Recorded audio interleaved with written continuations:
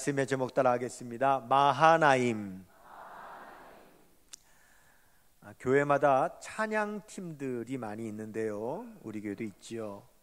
그런데 이 찬양팀의 이름 가운데 마하나임 찬양팀이라 하는 이름을 가지고 있는 교회들이 꽤 있습니다. 우리 교회는 마하나임의 찬양팀은 없지만 마하나임이라고 하는 찬양팀의 이름들이 있어요. 그만큼 이 마하나임이라는 이름을 참 애용하는 거죠.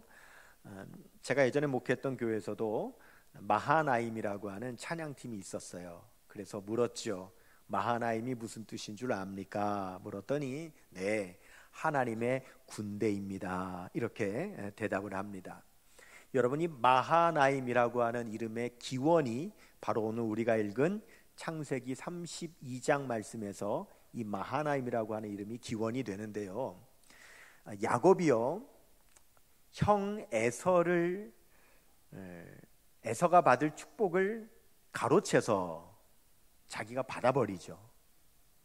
그럴 때 그 사실에 화가 난 에서가 야곱을 죽이려고 하고, 야곱은 형의 칼을 피하여 외삼촌 라반의 집으로 도망을 갑니다.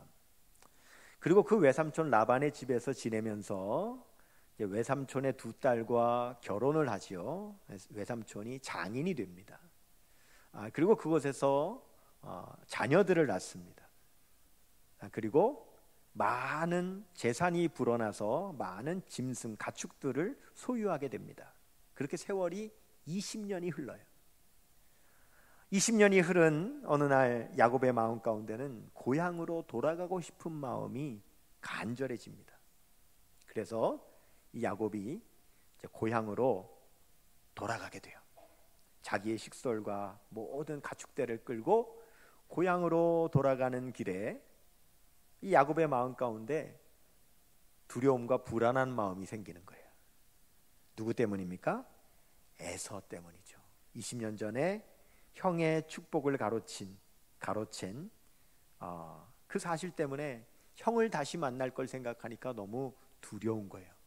그래서 이 야곱이 먼저 종들을 형 에서에게 보냅니다. 당신의 동생 야곱이 지금 고향으로 돌아오고 있습니다 라고 전해라. 그 종들이 전하고 돌아와서 형이 뭐라고 하더냐 그랬더니 이 종들이 하는 말이 지금 형 에서가 400명을 데리고 지금 주인 야곱에게로 달려오고 있습니다 그러는 거예요. 그 말을 듣는데 너무 가슴이 답답하고 막 두려움이 밀려오는 거죠. 그래서 야곱이 형이 나를 치면 우리가 다 죽을 텐데 어떻게 하면 될까 고민하면서 꾀를 한 가지 생각해내는데 자기의 모든 식솔과 가축을 둘로 나눕니다.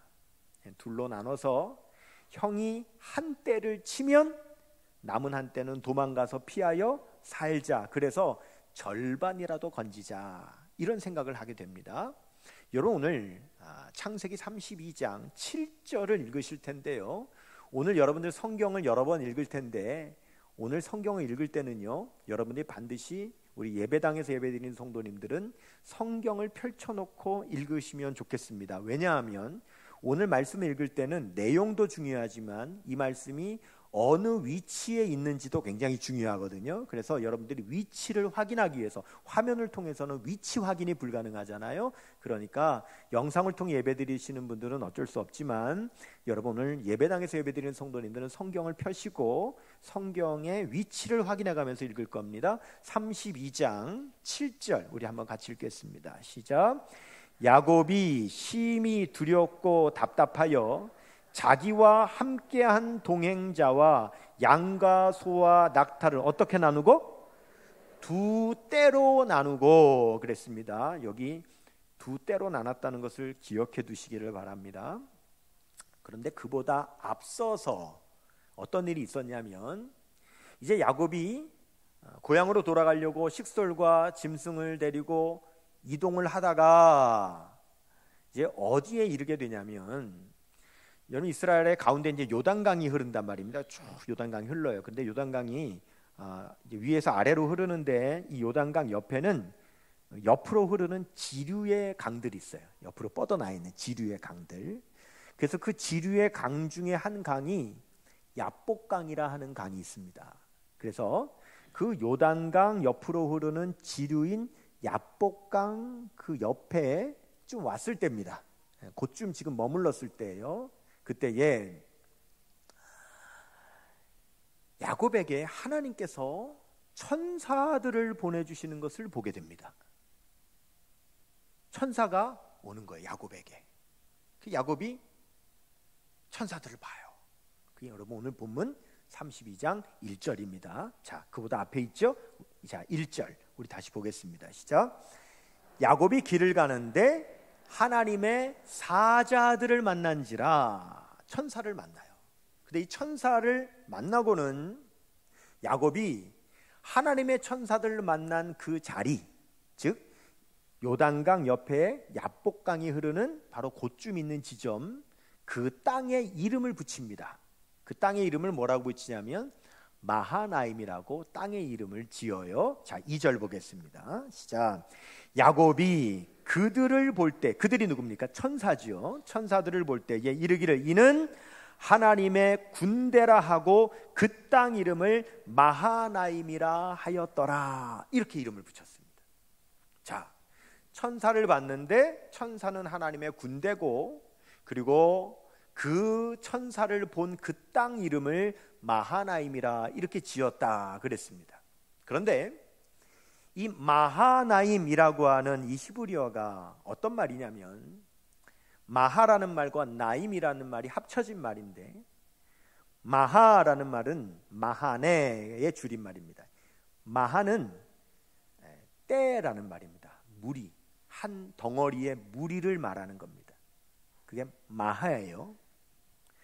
나임이라고 하는 말은 쉐나임이라는 말의 줄임말인데, 이 나임은 둘, 쌍이라는 말이에요. 둘이라는 말이에요. 자, 그러면 마하가 뭐라 그랬죠? 때, 한 덩어리라 그랬죠. 한 무리. 그런데 나임은 둘이라 그랬으니까 합치면 두 때라는 말입니다. 어디서 들어본 것 같지 않아요? 제가 기억하라고 그랬는데요.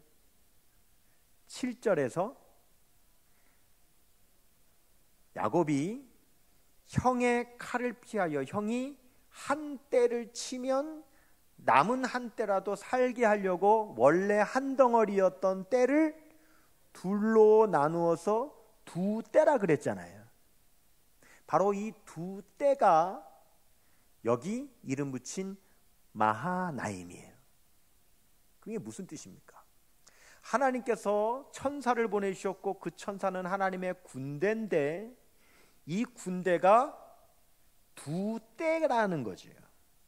두 때로 왔다는 거예요. 자, 짐승이니까 아까 7절에서는 때라고 표현을 했다면, 군대는 한 덩어리를 진영이라고 하니까 지금 마하나임은 두 진영이라고 하는 의미가 되는 겁니다. 군대가 두 진영으로 왔으니까요. 자, 그러면 아까 야곱이 자기의 원래 무리는 한 무리였는데 일부러 둘로 나눠서 두 때를 만들었죠? 자, 두 때를 만든 것은 야곱의 계획이죠? 형이 한 때를 치면 한 때라도 살아남게 하려고 하는 야곱의 계획으로 두 때인 거죠? 자, 이것을 야곱의 계획이라고 이름 붙여보겠습니다. 그러면 하나님께서 야곱에게 천사를 보내실 때도 그냥 보내시지 않고 일부러 두 때를 보내셨다면 이것도 하나님의 뭔가 계획이 있으신 거겠죠? 아멘입니까? 야곱도 한 때를 일부러 두 때로 나눴다면 계획이 있어서 나눈 것처럼 하나님께서도 야곱에게 천사를 두 때를 보내셨다면 하나님의 계획이 있으니까 두 때를 보내신 거겠죠? 자, 이것을 이름하여 하나님의 계획이라고 이름 붙여보겠습니다. 자, 그러면 왜 하나님께서는 야곱에게 천사, 하나님의 군대를 보내실 때 일부러 두 때를 보내신 것일까? 그 이유는 한 때는 야곱에게로 보내고 남은 한 떼는 에서에게로 보내시려고 두 떼를 보내신 거예요. 자, 그러면 야곱은 봤습니다. 하나님께서 자기에게 천사를 먼저 보내신 걸 봤어요. 그리고 그 천사는 군대였고 심지어 두 떼가 왔습니다. 두 떼가 왔다는 건 하나님의 특별하신 계획이 있다는 걸 알았습니다. 아멘입니까? 그래서 여러분처럼 아멘을 했어요. 그랬기에 그 땅 이름도 마하나임이라고 이름까지 붙였어요. 그런데 조금 있다가 형 에서가 400명을 거느리고 쫓아온다는 소식을 듣자 마음이 답답하고 두렵고 조급해져서 야곱이 자기 계획을 세웁니다. 자기 소유를 두 떼로 나눠서 한 떼를 치면 한 떼는 살겠다고 자기 계획을 세워요. 분명히 조금 전에 야곱을 향한 하나님의 계획이 있음을 알았고 천사를 보내셨고 하나님의 군대를 보내셨고 그것도 두 떼나 보내셨다는 것을 알았고 거기에 아멘하여 마하나임이라고 땅 이름까지 지었던 야곱이 조금 있다가 형이 추격해 온다는 두려움에 인간적인 생각으로 자기 계획으로 두 떼를 나눈다. 우리가 하나님의 말씀을 듣고 하나님께서 우리를 사랑하시며 하나님께서 우리를 인도하시고 보호하시고 우리를 향한 크고 놀라우신 계획이 있다는 사실을 말씀을 통하여 듣고 여러분들도 아멘 해놓고도 성전을 나가 삶의 발등에 불이 떨어지고 급하고 어려운 일이 생기면 바로 인간적으로 내 계획을 세워버리는 것, 이것이 여러분 바로 야곱과 같은 우리의 모습이라는 거죠. 그래서 실제 야곱은 창세기에만 있지만 그 이후에도 계속 성경 가운데 하나님께서 야곱아라고 부르실 때는 그는 이 야곱을 말하는 것이 아니라 야곱처럼 하나님의 뜻과 하나님의 계획과 하나님의 돌보심을 보여주셔서 들었고 알았고 아멘했고 마하나임이라고 이름까지 지으며 신앙 고백까지 한 그가 바로 급하고 힘들고 어렵다고 다 잊어버리고 자기의 계획을, 인간적인 계획을 세워버리는 그런 야곱 같은 존재를 향하여서 하나님은 너 버러지 같은 야곱아 라고 부르신다는 거예요. 창세기 41장 14절을 보겠습니다. 같이 시작. 버러지 같은 너 야곱아, 너희 이스라엘 사람들아, 두려워하지 말라. 나 여호와가 말하노니 내가 너를 도울 것이라. 내 구속자는 이스라엘의 거룩한 이인이라. 아멘. 이 말씀을 들어놓고도 하나님께서 도와주실 거라고 천사를 보낸 것을 봐놓고도 하나님께서 두 떼를 보내시는 하나님의 특별한 계획이 있음을 알아놓고도 그래서 그 땅 이름을 마하나임이라고 이름을 붙이며 아멘 해놓고도 바로 자기에게 닥친 어려움에 두려움에 빠지면 인간적인 계획을 세워버리는 바로 그러한 존재, 너 버러지 같은 야곱아, 바로 우리를 말씀하시는 겁니다.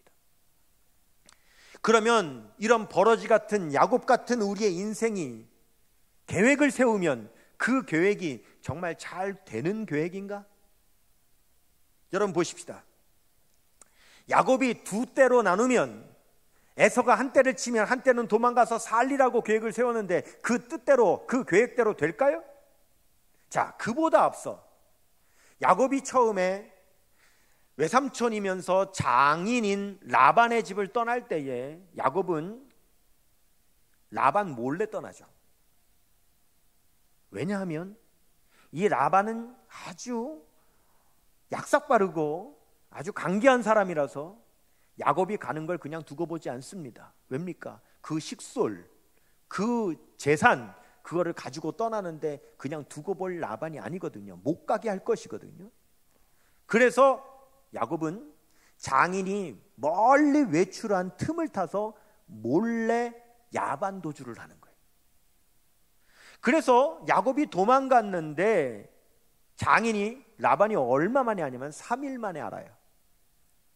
3일 만에 알고는 추격을 하기 시작하는데 7일 만에 따라잡습니다.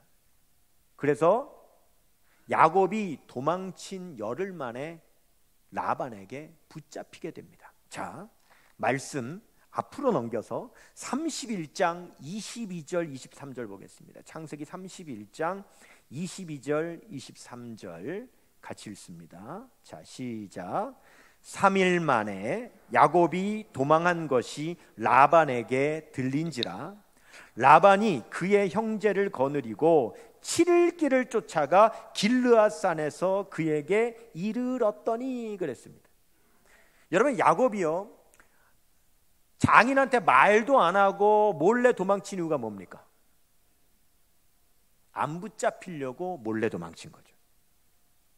그런데 3일 만에 들통이 났고 7일 동안 추격해서 결국은 붙잡혔어요. 자, 어린 식솔과 가축까지 끌고 가는데 그 걸음이 빠르겠습니까? 분명히 추격을 당합니다. 반드시 붙잡힙니다. 그러면 장인어른 라반한테도 추격을 당했는데 에서가 추격해 오면 에서가 한 대를 치면 한 대는 그 사이에 도망가서 살리라. 살겠습니까? 에서가 한 대를 친 다음에 다시 나머지 대를 추격해 오면 그거 못 따라잡겠습니까? 결국은 둘 다 죽는 거지 한 대 못 삽니다. 사람이 두렵고 조급하면 시야가 좁아지고 생각이 짧아지고 그가 내리는 계획이 굉장히 어리석은 계획을 세울 수밖에 없는 거예요. 야곱의 계획은 어리석은 계획입니다. 야곱의 계획은 이루어질 수 없는 계획입니다. 실패할 계획이에요. 그런데 오늘 말씀에 보면 하나님의 계획이 먼저 있었고 하나님의 마하나임이 먼저 있었고 그 다음에 야곱의 계획, 야곱의 마하나임이 그 다음에 있었습니다. 야곱의 마하나임인 두 때로 나누는 것은 분명히 실패할 계획이라는 것을 우리는 뻔히 압니다. 아멘입니까? 그러면 이제 하나님의 마하나임, 하나님의 계획이 남았는데 하나님의 계획은 어떤가 보겠습니다. 하나님께서 천사를 두 때로 보내셨습니다. 두 진영으로. 한 진영은 야곱에게 머물게 하시고 한 진영은 에서에게 보내십니다. 먼저 야곱에게 보낸 천사가 뭘 하는지 보겠습니다. 그 야복강가에서 하나님께서 보내신 천사가 밤새도록 야곱과 씨름을 하죠. 그리고 새벽에 야곱의 환도뼈가 부러집니다. 자, 야곱은 형이 한 떼를 치는 동안 남은 한 떼에 도망갈 때 같이 도망가면 살 줄로 생각했는데 이제 환도뼈까지 부러졌으니 어차피 야곱은 도망도 못 가고 죽게 되는 거죠.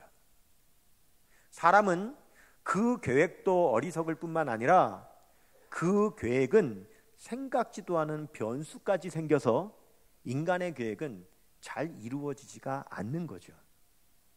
어떤 분이 뭔가 좀 해보려고 아껴서 적금을 들었는데 이분의 말에 의하면 적금을 탈만 하면 뭔 일이 생기고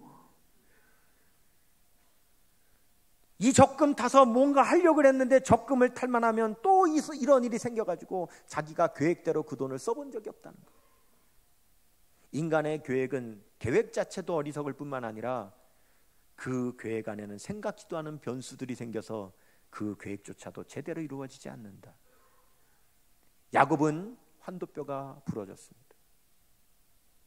이제 도망도 못 가고 꼼짝없이 다음날 에서의 칼에 죽임을 당할 위기에 놓여져 있는데 그 에서를 만났을 때 에서가 달려와 자기를 죽일 줄로 알았는데 그 에서가 달려오더니 자기를 끌어안고 입을 맞추며 함께 엉엉 울면서 야곱을 용서하는 거예요. 도대체 어떻게 야곱이 생각하지도 못한 이런 일이 벌어진 걸까? 그것은 하나님께서 보내신 두 때 중에 남은 한 때, 에서에게로 보낸 그 한 때의 천사가 무엇을 했느냐에 달려있는 겁니다. 하나님께서 보내신 두 떼의 천사 중에 한 떼는 에서에게로 갔는데 에서에게 가서 무엇을 했는가? 성경에 무엇을 했다고 전혀 나오지 않지만 분명히 이렇게 하였을 것이라고 추측이 될 수 있는 말씀이 있습니다. 그것은 먼저 야곱이 도망쳤을 때, 장인 라반의 집에서 도망쳤을 때 열흘 만에 라반이 쫓아오죠. 그 쫓아왔을 때 라반은 야곱을 죽이려고 쫓아온 겁니다.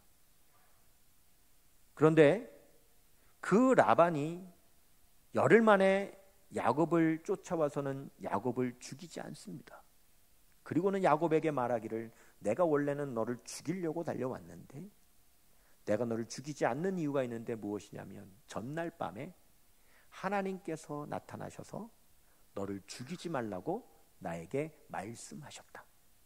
그래서 내가 너를 죽이지 않는 것이다 라고 말을 합니다. 창세기 31장 24절을 보겠습니다. 같이요. 시작.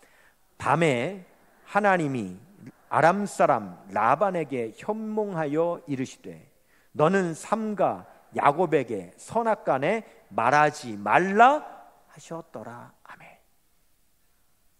자, 그러면 야곱은 라반의 그 이야기도 들었죠. 장인의 칼을 피하여 야반 도주를 했는데 열흘 만에 장인어른이 쫓아왔는데 그때 자기를 죽이지 않고 자기를 보내주게 된 것은 전날 밤 하나님께서 그 라반에게 나타나셔서 야곱에게 말하지 말라고, 건드리지 말라고 하시는 하나님의 명령이 있었기 때문에 내가 너를 그냥 보내주는 것이라고 하는 그 고백을 들었지요. 그러면 하나님께서 그렇게 라반에게 가셔서 라반을 막으심으로 나를 구원해 주셨다는 사실을 먼저 알았죠.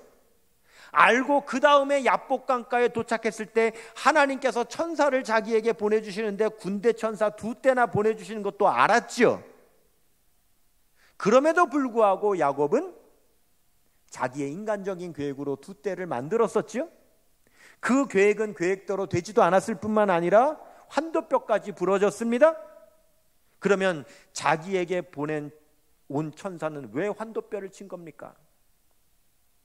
에서에게 보낸 천사가 에서야 야곱을 죽이지 말라, 야곱에게 손대지 말라라고 명령을 했고, 그 명령을 들은 에서가 안 그래도 그 명령 때문에 죽일 마음을 갖지 않고 도착을 했는데 자기 동생은 환도뼈가 부러져 절뚝거리고 있는 모습을 보니 더 마음에 연민이 생겨 끌어안고 울며 용서하며 모든 일이 해결됐다라는 거죠.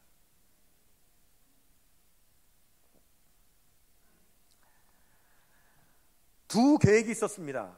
먼저는 하나님의 계획이 있었고 야곱의 계획이 있었습니다. 먼저는 하나님의 마하나임이 있었고 야곱의 마하나임이 있었습니다. 야곱의 계획, 야곱의 마하나임은 이루어질 수도 없는 계획일 뿐만 아니라 변수까지 생겨 이루어질 수도 없는 그러한 일이지만, 하나님의 마하나임은 모든 것을 다 이루시는 하나님의 계획이요 마하나임이었던 걸 믿으시기를 바랍니다.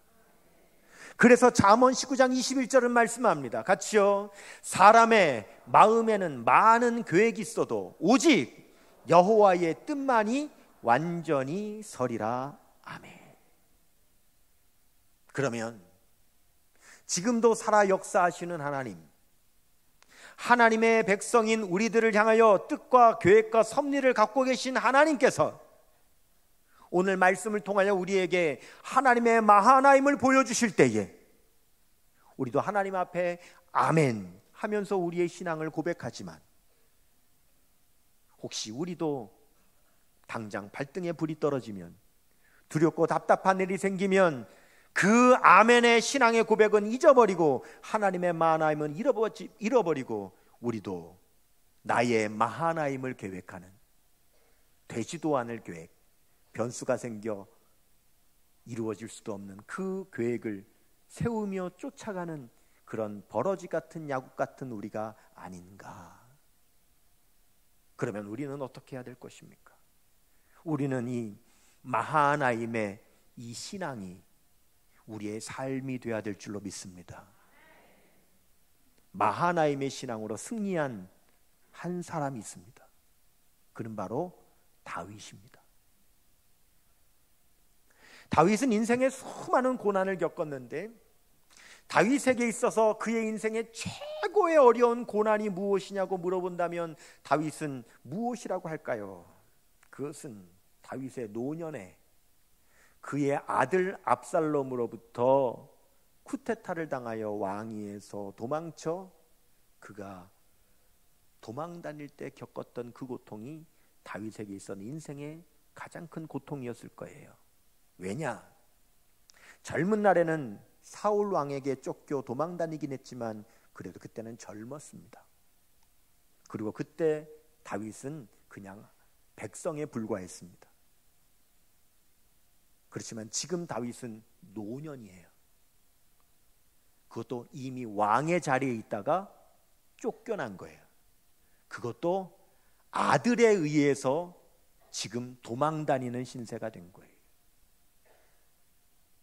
여러분, 다윗이 젊을 때 겪은 그 고난과 지금 노년이 돼서 겪는 이 고난 중에 어느 고난이 더 힘들까요? 노년의 고난이 훨씬 더 힘든 고난입니다. 젊어 고생은 사서라도 한다고 그러죠. 젊을 때는 그래도 힘이 있으니 그래도 감당해내죠. 왕에게 쫓기는 것이니 그리고 그는 한낱 백성이니 자존심은 안 상하죠. 그러나 이제는 늙어 도망다닐 힘도 없고 거기다가 이미 왕이었는데 왕자에서 쫓겨나게 된 그러한 불명예와 그것도 아들에 의해서 도망친다라고 하는 누구에게 말도 못할 부끄러움까지 안고 있는 수치까지 안고 있는 다윗이기에 다윗의 노년에 이 압살롬에게 쫓김은 그의 생애에서 가장 고통스러운 순간입니다. 이렇게 다윗이 아들 압살롬에게 쫓겨 도망을 다니다가 한 곳에 머물게 되는데 그곳이 어디냐면 요단강이 있으면 요단강에 한 지류가 있는데 그 강이 야복강인데 그 야복강 근처에 머물게 됩니다. 그 땅 이름이 뭘까요? 마하나임입니다. 다윗이 마하나임에 머물게 됩니다. 자, 사무엘하 17장 24절을 봅니다. 시작. 이에 다윗은 마하나임에 이르고 압살롬은 모든 이스라엘 사람과 함께 어디를 건너니라? 요단을 건너니라. 이게 무슨 말입니까? 자, 마하나임은 어디에 있다 그랬습니까? 요단강 지류인 야복강에 있다 그랬습니다. 그 얘기는 요단강과 아주 가까운 곳에 있다는 얘기인데 압살롬이 요단을 건넜다는 얘기는 다윗 근처에 거의 가까이 왔다는 얘기죠. 지금 가장 위급한 순간을 말씀하고 있는 거예요. 바로 이때 다윗이 있었던 장소가 마하나임입니다. 여러분, 이스라엘의 지명은 그 이름을 붙일 때에 하나님께서 역사하신 스토리를 가지고 이름을 붙이기 때문에 그 지명의 이름을 알면 그 지명과 관련된 내용을 알게 돼 있습니다. 다윗은 지금 마하나임에 머무는데 그 마하나임이라고 하는 것이 어떤 곳인지 압니다.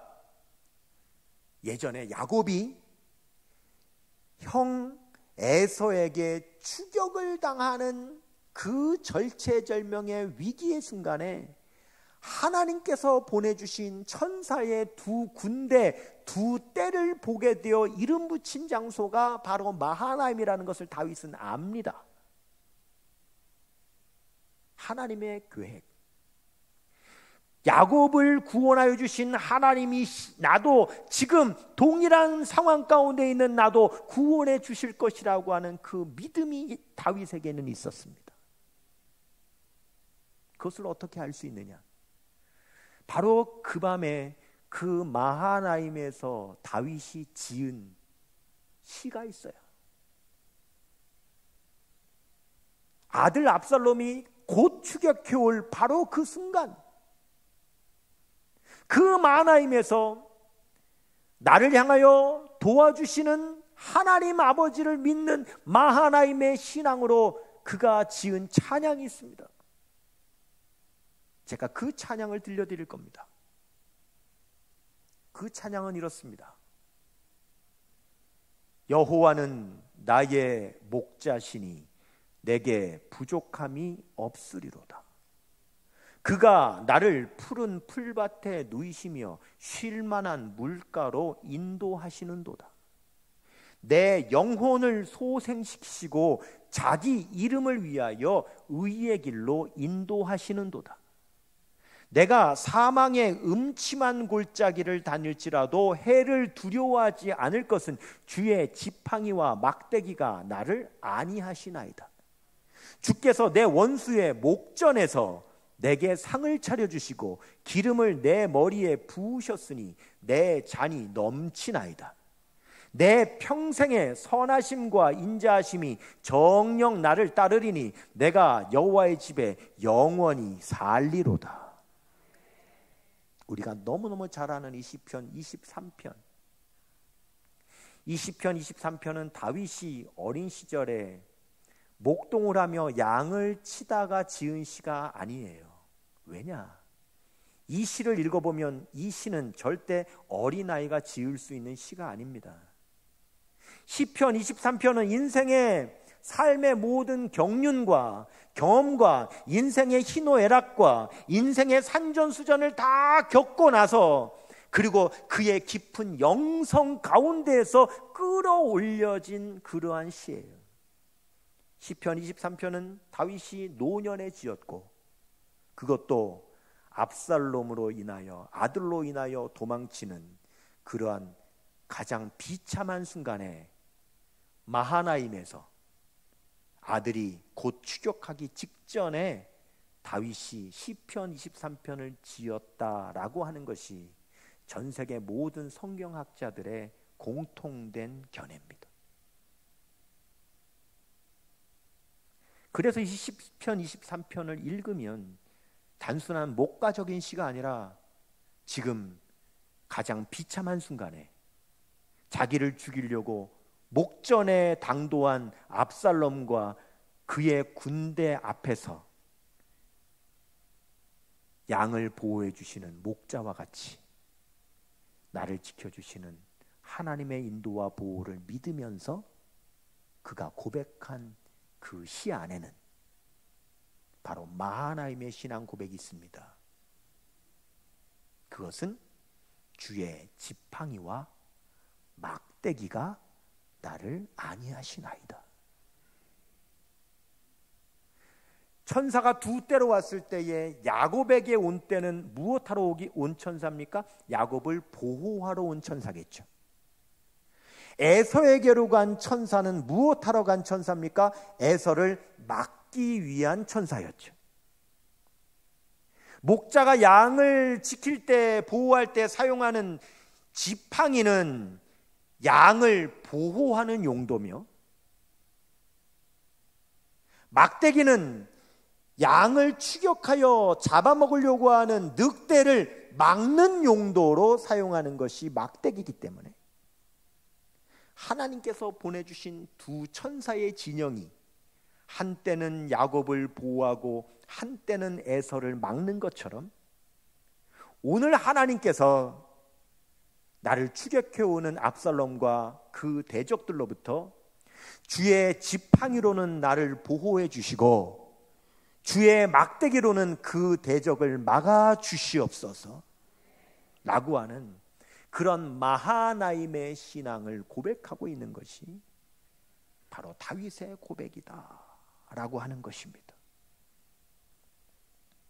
우리의 삶에 때로는 발등에 불이 떨어지고 위급하고 급하고 두렵고 답답한 상황이 몰려올 때에 하나님께서 우리에게 보여주신 마하나임으로 말미암아 주님은 나를 보호하시고 나의 원수를 막으시며 마하나임으로 나를 지켜주신다라고 하는 이 신앙의 고백을 가지고 찬송하고 기도하며 주님을 의지하고 나의 얄팍한 계획을 내려놓고 하나님의 계획, 하나님의 뜻을 의지하며 나아가는 다윗 같은 마하나임의 신앙을 고백하는 저와 여러분 되시기를 주님의 이름으로 축원합니다.